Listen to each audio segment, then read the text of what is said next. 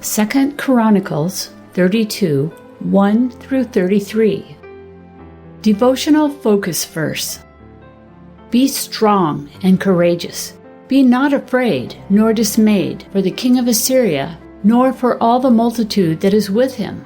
For there be more with us than with him.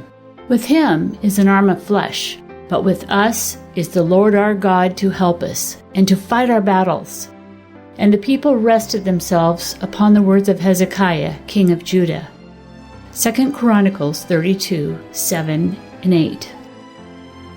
Walking through the doors of the huge gymnasium, my team stared silently at the high ceilings, row upon row of bleachers, vast hardwood floors, and the single net set up on the court.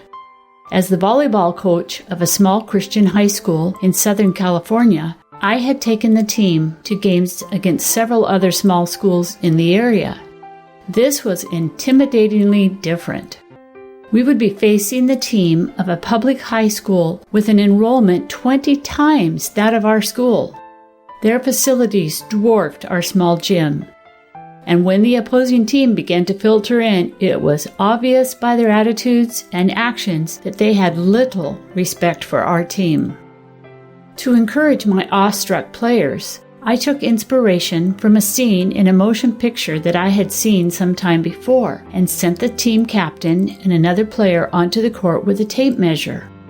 I instructed them to measure the height of the net and the size of the court. They reported back that the dimensions were exactly the same as those in our little gymnasium back home. I asked my assembled team how many players our opponents could place on the court at one time, and the answer was 6, just like us. Finally, I advised them to forget the size of the school, the enormity of the gym, and the attitude of our opponents. I reminded them that we had prepared, and if we did our best, we would have nothing to be ashamed of when the tournament concluded, no matter which team prevailed. In our text today, Judah faced overwhelming odds against King Sennacherib and the Assyrian army. They did what they could to prepare. Hezekiah ordered his men to stop up the springs and wells around Jerusalem and channel the water underground into the city. They built up the broken walls of the city and raised up another wall outside it. They prepared weapons and appointed captains to organize the people for impending conflict. Then King Hezekiah reminded Judah of their not-so-secret weapon. While Sennacherib had a large army, God was with the people of Judah, helping them and fighting their battles. They could confidently lean upon him. My volleyball team played well against the larger team, winning several individual games before finally losing the match. We earned the respect of the other team and left with our heads high, even though we were ultimately defeated by our opponent.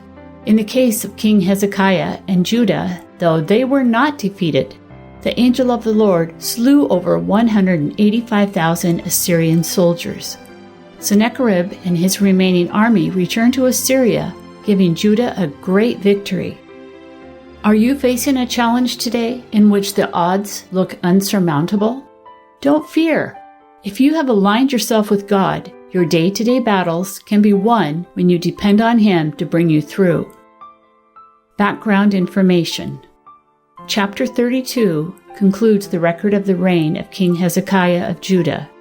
In previous chapters, the king had ordered the purification of the temple and re-established temple worship. Chapter 29 restored the Passover.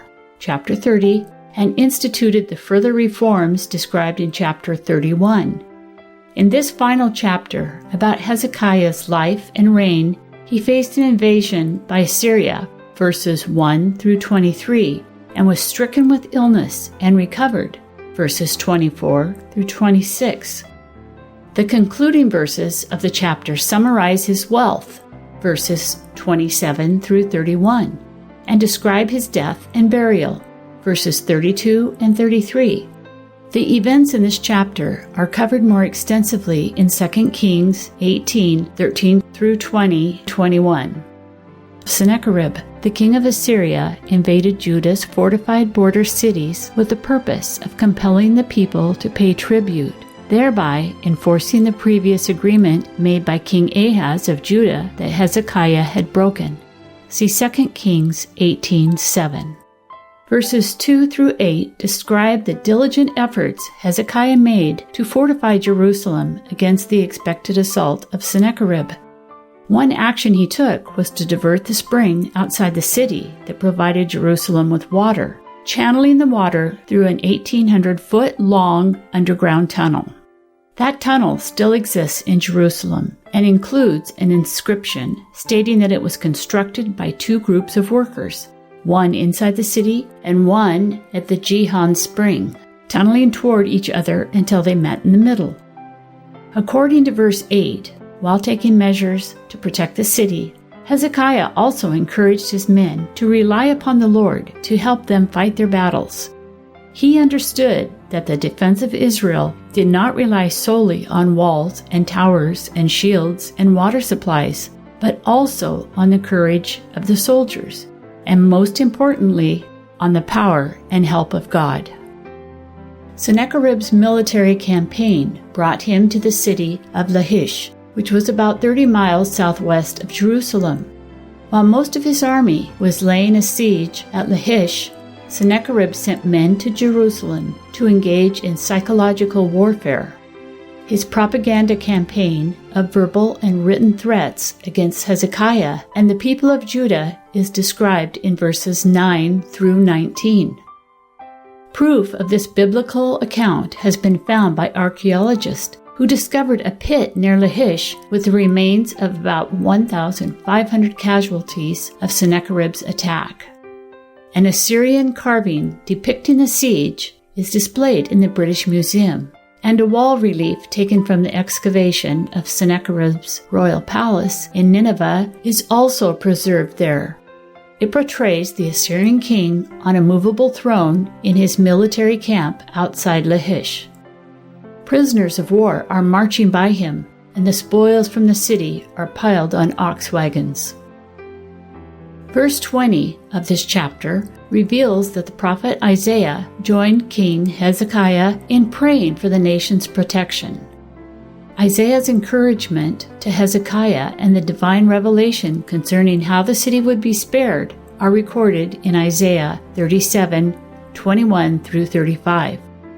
The fulfillment of his prophecy is described in verses 21 and 22 of today's text. The Assyrian army was turned back before they shot a single arrow into Jerusalem. God destroyed the mighty army in one night when 185,000 men died at the hand of the angel of the Lord. See 2 Kings 19:35. According to verse 24, during this same period, Hezekiah became critically ill. A more complete record of his illness, his prayer for healing, the supernatural sign that his life would be extended by 15 years, and his miraculous recovery are found in 2 Kings 20:1 through 11 and Isaiah 38. Sadly, after Hezekiah was healed, verses 25 and 26 indicate that he became proud, although he eventually humbled himself before God and God's retribution was averted. Verses 27 through 31 summarize the wealth of Hezekiah and some of his notable achievements. His failure in showing Judah's treasures to the Babylonians is also recorded. See 2 Kings 20:12 through 19. Verse 33 indicates that Hezekiah received great honor and a royal burial at his death. Conclusion: no matter how large the spiritual enemies we face are, they will always be smaller than God. We can be strong and courageous, confident in God's promise that there be more with us than with our opponents.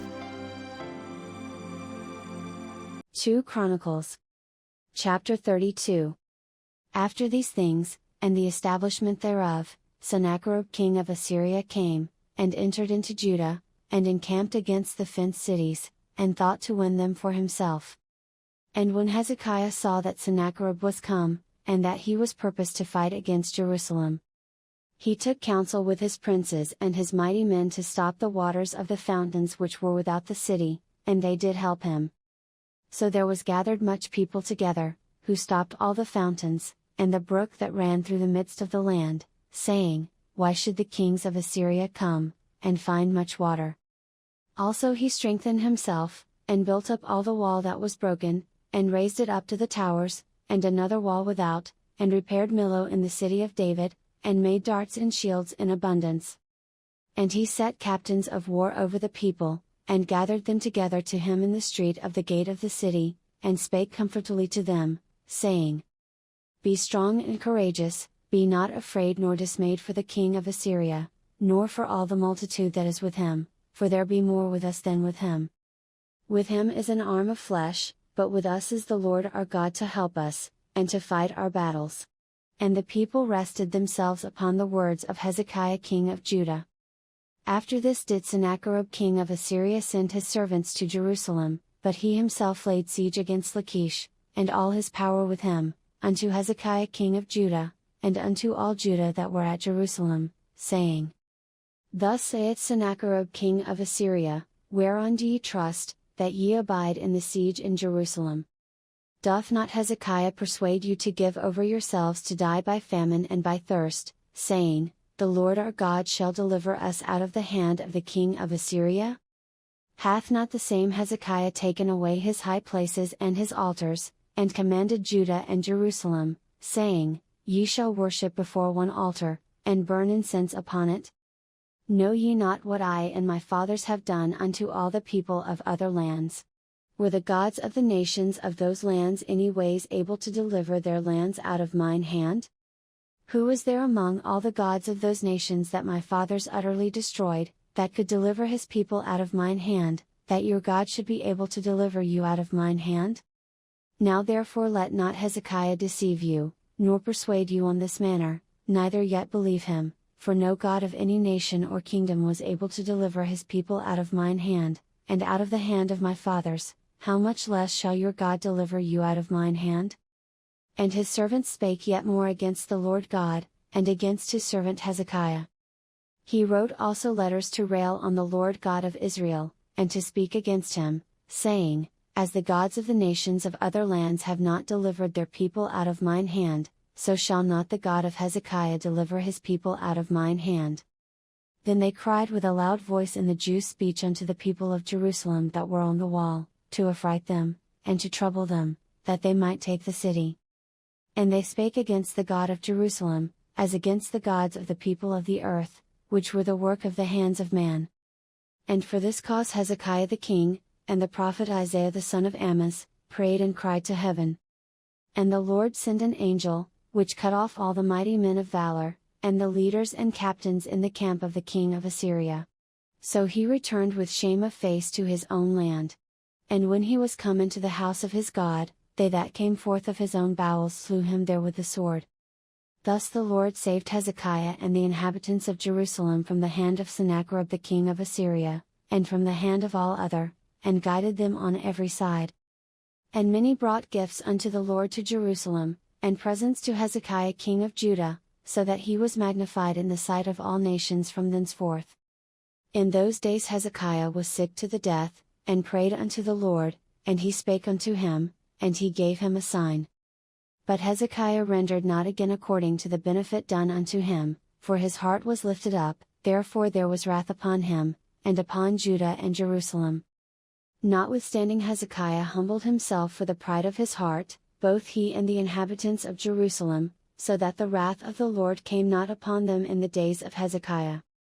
And Hezekiah had exceeding much riches and honor, and he made himself treasuries for silver, and for gold, and for precious stones, and for spices, and for shields, and for all manner of pleasant jewels. Storehouses also for the increase of corn, and wine, and oil, and stalls for all manner of beasts, and coats for flocks. Moreover he provided him cities, and possessions of flocks and herds in abundance, for God had given him substance very much. This same Hezekiah also stopped the upper watercourse of Gihon, and brought it straight down to the west side of the city of David. And Hezekiah prospered in all his works. Howbeit in the business of the ambassadors of the princes of Babylon, who sent unto him to inquire of the wonder that was done in the land, God left him, to try him, that he might know all that was in his heart. Now the rest of the acts of Hezekiah, and his goodness, behold, they are written in the vision of Isaiah the prophet, the son of Amoz, and in the book of the kings of Judah and Israel. And Hezekiah slept with his fathers, and they buried him in the chiefest of the sepulchres of the sons of David, and all Judah and the inhabitants of Jerusalem did him honor at his death. And Manasseh his son reigned in his stead.